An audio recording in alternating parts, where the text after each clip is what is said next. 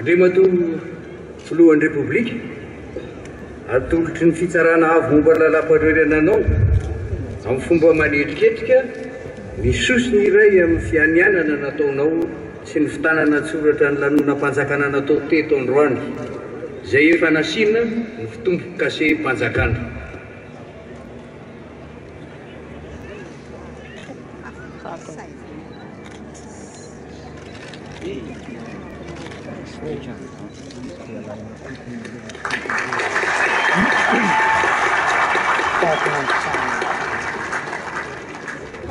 Didina famoahana ny fitanana tsoratra ny lanonam-panjakana natao teto androany amin'ny gazety mpanjakana ny repoblika.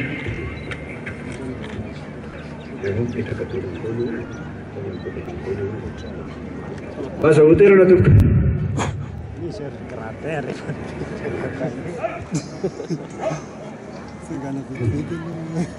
Tompoko lahy sy tompoko vavy, manao fisaorana sy fankasitrahana anareo zahay noho ny fanotronana sy fanomezanareo voninahitra ty lanonam-panjakana ity, lanonam-panjakana izay manana ny lanjany sy ny asany manokana. Safidy koa mantsy amin'izao vanim-potoana anio zao no anehoana eto anatrehan'ny fiarahamonina na ny eto an-tanindrazana na ny any amin'ny firenen-kafa ny fifamatorana avy amin'ny alalan'ny vendrano ifanatrehan'ny vahoaka tompo-pahefana sy ilay tokana no finidiny ka nomeny fitokisana sy fahefana hitarika azy ampamendrehana eo anivona fanjakana iarahamanana ka fehezin-dalàna ka iaro ireo sotoaviny ary koa hikatsaka izay mety tombotsy ho iombonana ao anatin'ny fepitoana voafetra ny lalam-panorenana efa lanieram-bahoaka. Izany no midika Andriamato filoha fa hanokana ny herinao rehetra ianao hamitrana amin'ny fihavanana amin'ny samy malagasy mba hisiny ny fifampitokisana antoky ny fisian'ny fiarahamonina mirindra sy milamina izay inona fa hitarika fivoarana sy fahampandrosoana ho an'ny firenena. Andriamato rajona ary mampianina rakotoary manana hery marsial voafidin'ny olom-pirenena malagasy ianao filohan'ny repoblika ary izao lanonam-panjakana androany izao tena tokana ho fanolorana fahefananao. Ka moa ve mananambara amin'ny vahoaka ianao raha toka eny dia miangavy ianao ampanajana anatanteraka izany.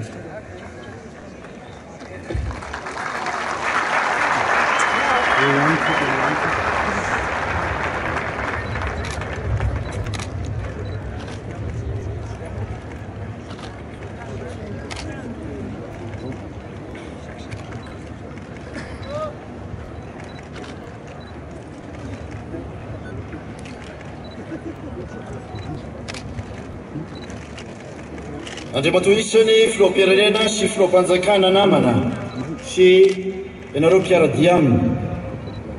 Andriamatoa Prime Ministre, Andriamatoa Ministra-Panjakana, Ramatoa sy Andriamatoa isany Ministra lefitra avy amin'ny firenena avana sy tapaka, ry rahalahy sy alabavy nasorom-pirenena eto Madagasikara.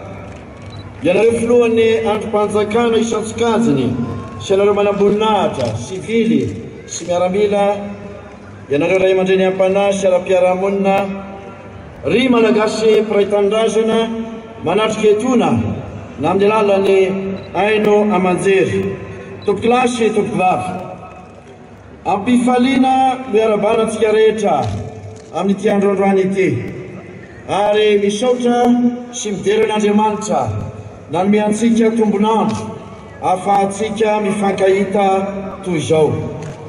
Manatantara ho an'ny firenena malagasy ny andro anio, andro ray toazato sy fototra ho an'ny vahoaka malagasy tsy vaky volo ka anehoana ny hafaliana sy haravona tanteraka miaraka aminareo. Izany hafaliana izany dia fanotra iray ahafahako hanatanteraka ny vina sy ny fototra izay efa nolazaiko ho tanterahany. Ny farana tao anatin'ny fanantenana mitafitafo ho an'ny vahoaka malagasy manontolo ny taona 2024. Nisotra tamin'nympilamignana ny fifidianana demokratika notoanan'ny fianakaviambe iraisam-pirenena ary nanehoany ny malagasy tsakanavaka firaisan-kina sy fahendrena. Tsy vitan'izany hatramin'ny farany no mahatonga ny fanatrehan reto vahiny manakaja ambony maro manome lanja sy voninahitra izao fotoana atrehantsika izao no izany fahafitan'ny fifidianana izany hatramin'ny fara. Izany firaisan-kina pirenena hita taratra eto izao dia hery vaovao an'ny firenentsika anaovana tanana miara-mandray sy soroka miara-milanja ary fo miara-mitepo ho an'ny firenentsika. Vitantsika niaraka ny namarana ny krizy ho arariny sy hitsiny raha miarahaba ny vahoaka malagasy izahay nahatratra ny taona vaovao 2024.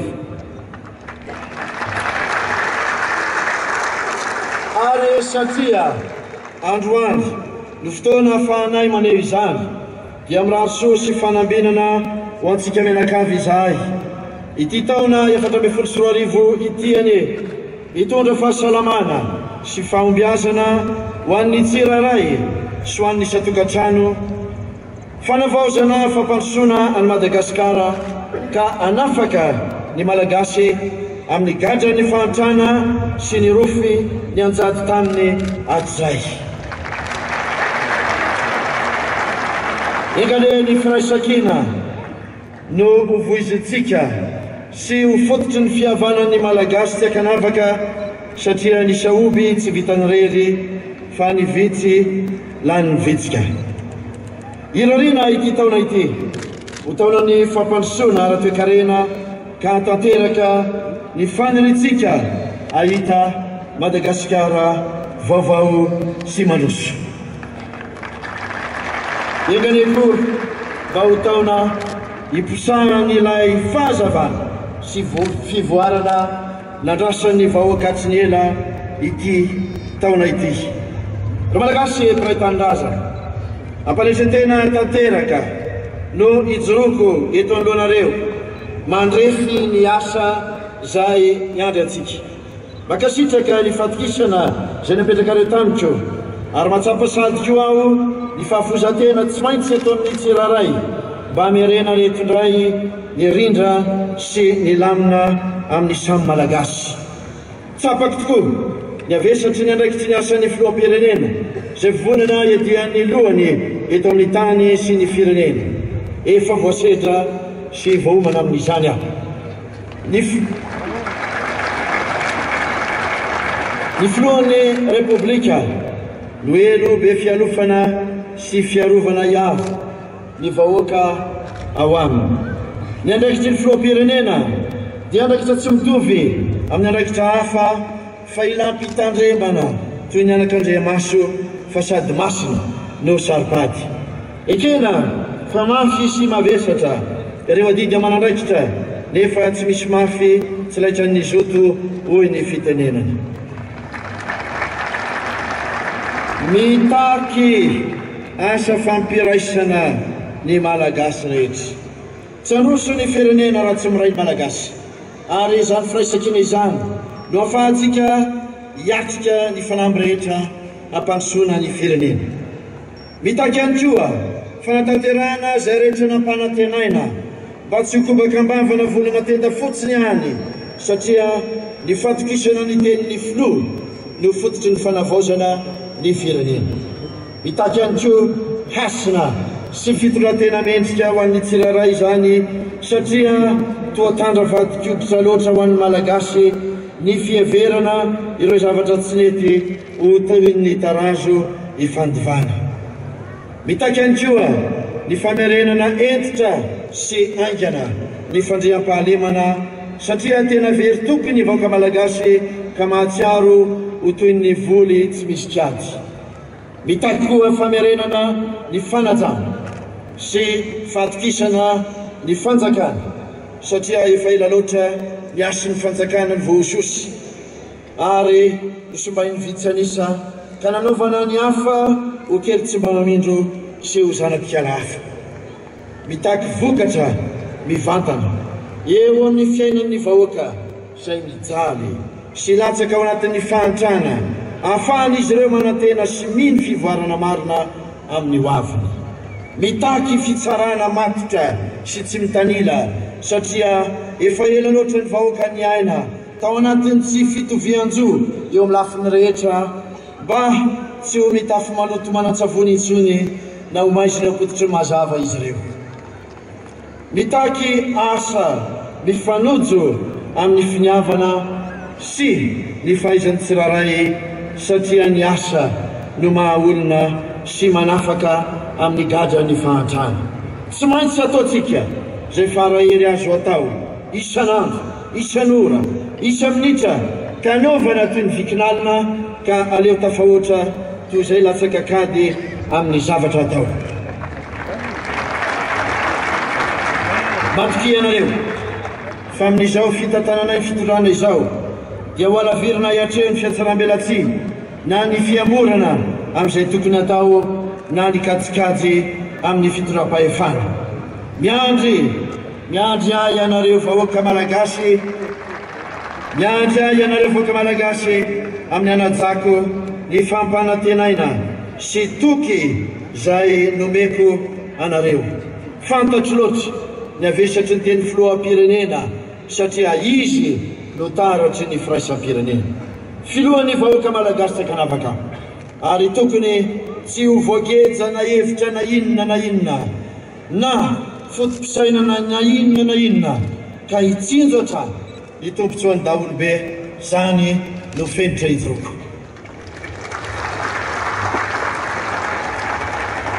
noho izany dia isafidy malalaka ireo zay ara iasa amikao manam-pahendrea sitrakefa avy amin'ny lafy valon'ny nosy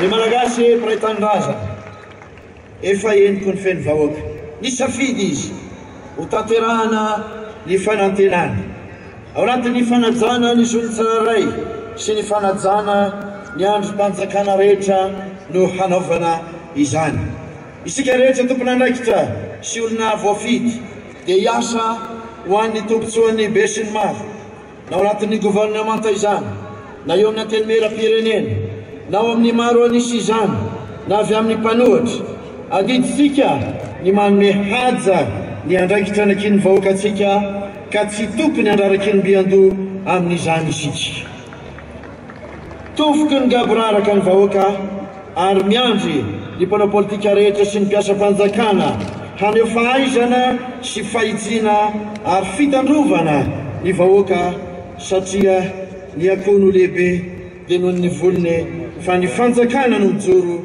dia noho ny vahoaka hosay isika androdana zay rehetra tsy nety teo aloha fa ataotsika ho vaindondra raha kosa ny fitsinjovana zay mety ho an'ny vahoaka ry malagasy mpiray tanindrazana ametraka ny rafitra rehetra ho an'ny fanavaozana sy ny fivoarana ho zarain'ny rehetra ny tenako averitsika ny fitokisan'ny vahoaka ny fanjakana zay mirafitra avy amin'ny famerenana ny hasina sy ny fahefan'ny fanjakana hiatehitra amin'ny tokotelo mamasan'andro mandrafitra ny fotodrafitrasako ao dia ny fandripahalemana ny fitsarana tsy mitanila ary ny ady amin'ny kolikoly ny famerenana ny fifampitokisan'ny vahoaka sy ny fanjakana no miantoka ny fandripahalemana ho an'ny olona sy ny fananany mandritra ny fotoana rehetra ka na tanàn-dehibe na ambany vohatra na ny amin'ireo faritra tsitsika hoe faritra mena na andro na alina dia mitaky ny zon'ny vahoaka mba hanana fandripahalemana fiainana milamina tsy misy abibiana na halatra na fandrobana mba ho to sy ho tanteraka amin'izy ireo tokoa ilay hoe hiadana sy ho finaritra mila fanjakana miaro ny abakabaka sy ny lanitry gasikara isika sy ny 5,000 kilometatra manodidina ny nositsika fanjakana miaro ny asa fanjonona sy ny arena akibon'ny tany fanjakana izay miasa tanteraka ho fiarovam-pirenena miady amin'ny fakanakeriny ranomasina ny fiatsina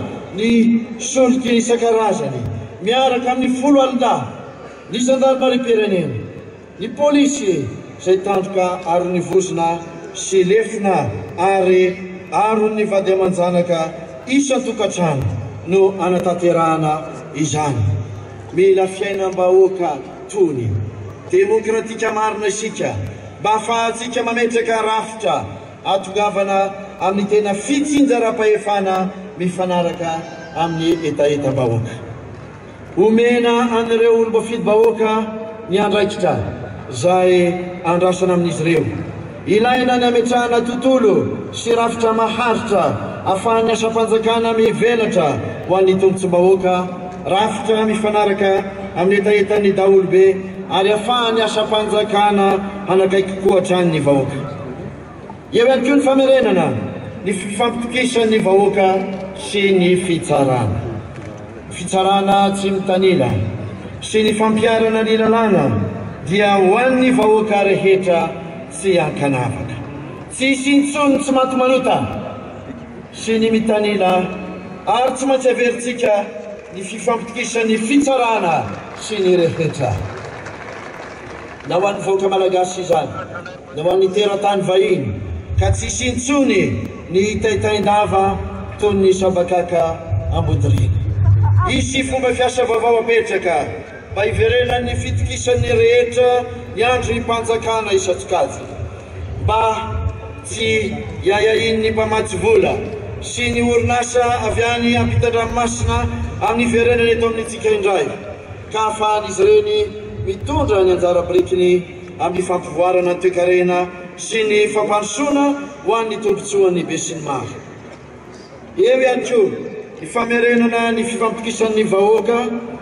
izay mandalo amin'ny ady amin'ny kolikoly anisan'ny lara-pahamehana izay apetraka ny ady amin'ny kolikoly izay fosotra manimba ary aretina mambotry ny firenena manapotika mandrodina tanteraka ny fiarahamonina matsy izany ary mampiandanja ihany koa sy manimba ny farim-piainana no sady manakorotana ary mampiady ny rehetra ihany koa ny kolikoly no fahavalo voalohan'ny fandrosoana amin'izay toerana na ahafahany ny velatsy mitarika fampiasana vola maloto sy fananam-panjaka ihany koa ny kolikoly manimba ny fifaninanana amin'ny samym-pandrara izy io ary tena vato misakana eo amin'ny varotra malalaka sy ny famoronana asa tsy anao aza lambo ny efa lasa nefa kosa tiako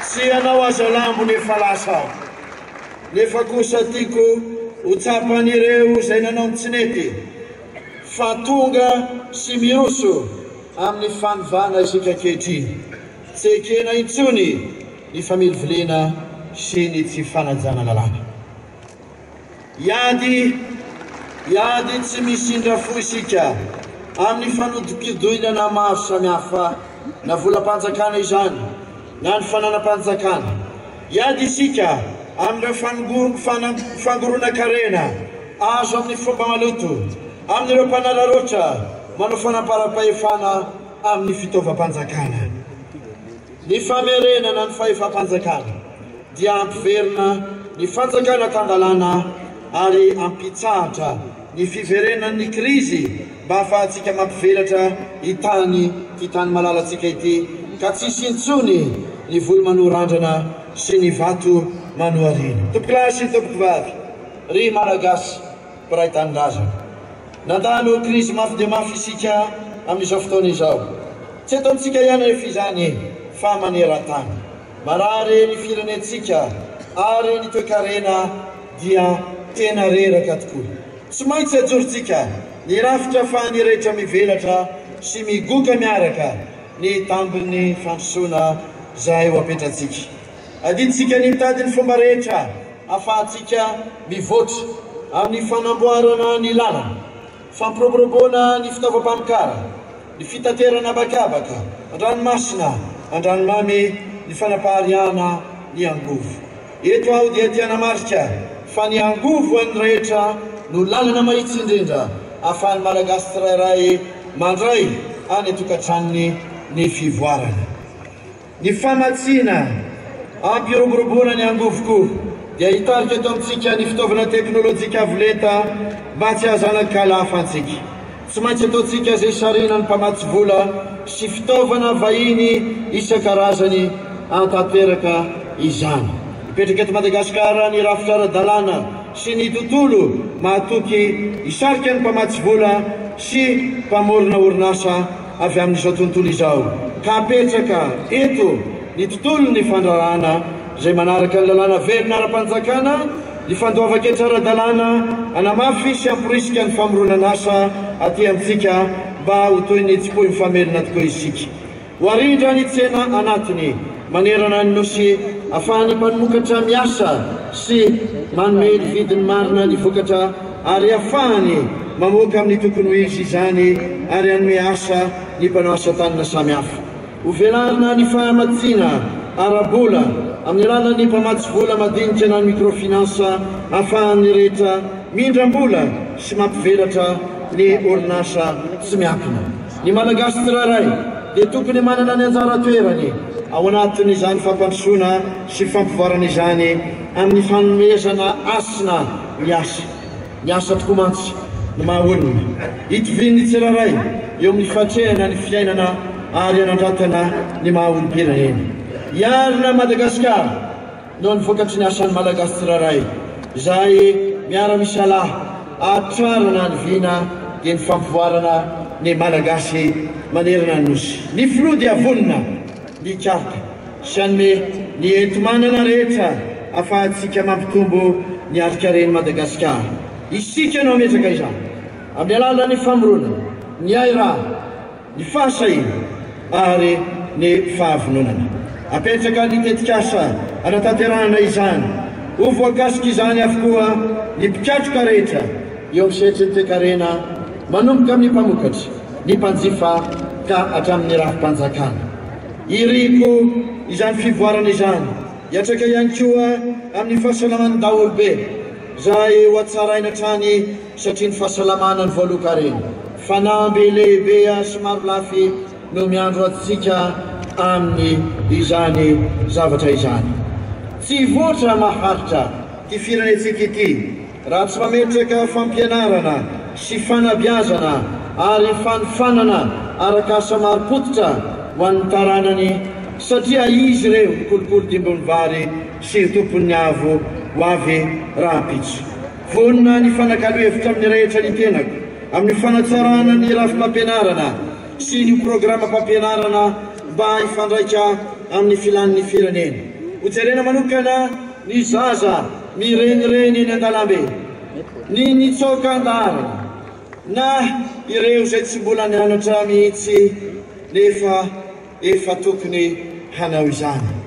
Atao izay mirenana azy ireo an-tsekoly amin'ny alalan'ireo programan'asa mifanandrify na fampianarana mamaky teny sy manoratra satria ny fianarana no lova tsara indrindra ao anatin'ny 3 volana no anatanterahako izany. Ho mamaim-poana ny fianarana sy ny fanabeazana fototra eo amin'ny sekolim-panjakana, eo amin'ny sekolim-panjakana na aiza izy na aiza eran'i Madagasikara. Ho raisy ny fanjakana an-tanana ihany koa ny fikarakarana ny hoavin'ny mpampianatra framma.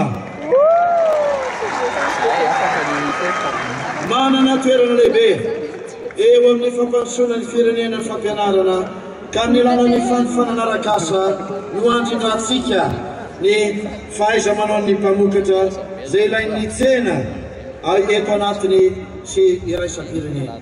Hiatetra amin'ny teknôlôjia vaovao isika mba hampivelatra ny fanofanana arak'asa sy ny fiofanana mitoy eo anivon'ny asa mba ahafahan'ny tsirairay mivelatra sy anosika ny fivoarany toe-karena.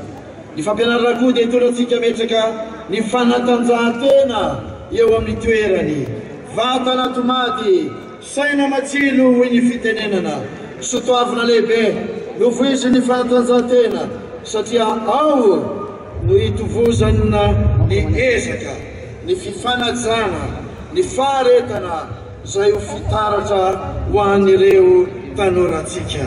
Ny faniriko ary inoko fa fanireny malagasy rehetra dia niverena ny firaisam-pon'ny firenena manontolo manoloana fiatanam-po zay mampiray ny malagasy rehefa manoana ny ekipa nasionaly izay isika misolo tenantsika amin'ny lalao iraisam-pirenena. Malagasy mpiray tanindrazana mamadika pejy isika ka andravina ny fizarazarana sy disadisa samihafa. Nampisehoantsika tamin'izao tontolo izao ny firarentsika amerina indray eto amin'ny firenena, ny filaminana sy ny fandrimpahalemana zay antoky ny demokrasia ary ny fivoarana mirindra isaparitra. Tsy maintsy ajaintsika ny miraleta sy ny fitovianjo eo amin'ny lehilahy sy ny vehivavy. Mila ny talentantsika rehetra Madagasikara, ampiaritsika ny fandraisana anjarany vehivavy eo amin'ny fitantanana ny raharaham-pirenena, na eo amin'ny olom-boatendry, na eo amin'ny olom-boafidy, amin'ny famporisiana azy ireo hirotsaka amin'ny fifidianana. Hoajaintsika koa ny fiarovana ny tontolo iainana sy ny zavaboary, indrindra ireo tsy fahita raha tsy eto Madagasikara zay arena sarobidy tsy manam-paharoa. Tsy maintsy ampiarina ny fepetra fiarovana ny tontolo iainana ary arenina ny fahasombana zay niatra tamina. Tompilasy tompivavy malagasy mpiray tanindrazana hisatrany ireo itsikera sy andrabiraby ary anakivy eo amin'ny fanovana zay tiantsika hajoro. Tiako tsapan'izy ireo anefa sy ho fantatr'izy ireo fa i Madagasikara dia efa miova ary iovatra. Vahoaka tanora sy mavitrika ary mangeteza fanovana ny vahoaka malagasy. Aka atsaratra ireo fitsikerana isitsikaziny mianjady amintsika. Lehibe ny fanamby atreantsika.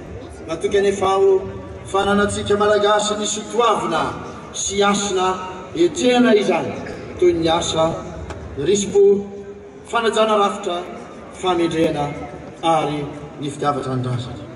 Tompilasy eto mivavy, malagasy mpiray tanindrazana. Ny zavatra ilaina ankehitriny dia ny fiverenana amin'ny fahamarina. Ny andrasana amin'ny tsirairay manomboka izao dia ny fahavononana andray anjara sy anome anjara biriky eo amin'ny fanarenana ny firenena. Na ny malagasy eto atoerana izany, na ireo malagasy elipatrana manerana izao tontolo izao izay antsoko hiaranarina ny firenena. Androany aho dia maneho fisaorana anareo rehetra izay nanoana sy nanampy ahy nandritra ny fampelezan-kevitra. Raha tsy teo ianareo dia tsy nisy izao an'io izao. Mbola manana fanangatahana ihany anefa an'io ry mpiray tanindrazana amiko. Mila fanomezan-tanana avy aminareo aho. Atanterantsika ny fanamby izay napetraka ho fanarenana ny firenena. Ka mamela ihany koa ianareo. Ametraka fiaraha-miasa amin'ny malagasy rehetra izay vonona ankehitriny na iza. Madagasikara dia ny malagasy tsy ankanavaka tompokilasy tompivavy. Tiako tsapantsika rehetra fa filohan'ny malagasy rehetra tsy vaky volo aho, fa tsy filohana toko iray na filohan'ny faritra iray fotsiny. Miantso anareo mpifaninana tamiko koa mba hanana fahatsoram-po ahafahantsika miady hevitra ampirahana iny. Miantso anareo aho mba hanaja tanteraka ny sotoavina demokratika ka hanitsy ny fomba fijery isika ifanaraka amin'izany. Tompirasy tompivavy ry malagasy mpiray tanindrazana miantso anao hitondra ny tsara birikinao anarenana any Madagasikara fa isika tsirairay avy dia ilain'ny firenena ka tokony anomeza tsara indrindra ao amintsika. Ametraka gouvernemanta ahitana taratra ny firaisam-pirenena ao mba ahafahan'ny malagasy mahita avy hatrany ny endriky ny fitantanana vaovao eto amin'ity firenentsika ity. Manao antso manokana aminareo havana avy any Adilambato rehetra manerana n'izao tontolo izao koa aho fa miandrandra fanampiana avy aminareo ny firenena hatanteraka haingana ny fampandrosoana.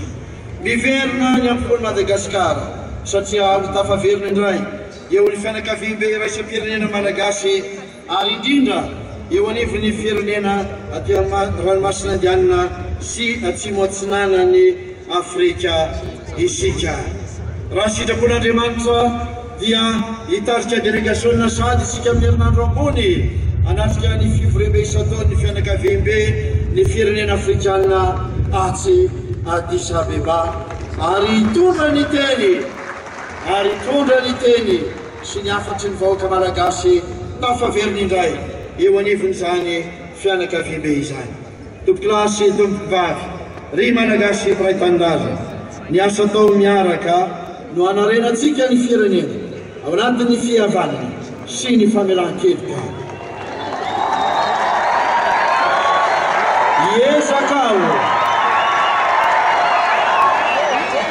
Iezaka aho hitondra fanasitranana reo ratra samihafa teo amin'ny fiarahamonina navelan'ny tantara ao anatin'ny filona sy ny fataoran'Andriamanitra no anaovako izany. Amin'izay fotoana izay sika malagasy rehetra no afaka irery indrindra rehefa manao jery-totika ny lalana no diavana.